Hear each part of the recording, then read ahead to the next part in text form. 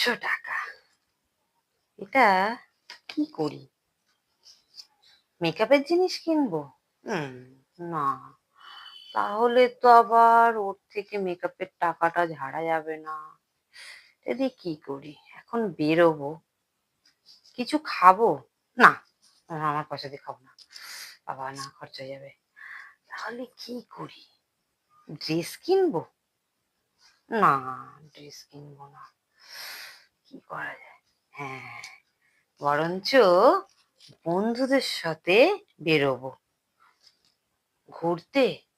না, দরকার নেই, কাউকে নিয়ে গেলেই তাকেও খাওয়াতে হবে, কোনো দরকার নেই, পয়সাটা খরচ হয়ে যাবে। না না না না না, একদম না, একদম না। তাহলে কি করা যায়? চিন্তা করতে হচ্ছে। হ্যাঁ, এটা দিয়ে বরঞ্চ আমি একটা পার্স কিনবো। সেই পার্সটা দেখে রেখেছি অনেকদিন ধরে, ওইটা কিনবো। না, পার্সটা কিনলেই তো সব টাকাটা শেষ হয়ে যাবে। কি করবো এটা দিয়ে? কি করা যায়? পকেটটা তো মারলাম, কিন্তু এটা দিয়ে হবেটা কি? এটা ভাবতে হচ্ছে।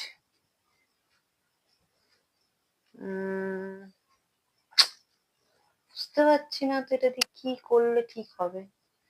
কিন্তু যাই করতে যাই, টাকাটা তো শেষ হয়ে যাবে।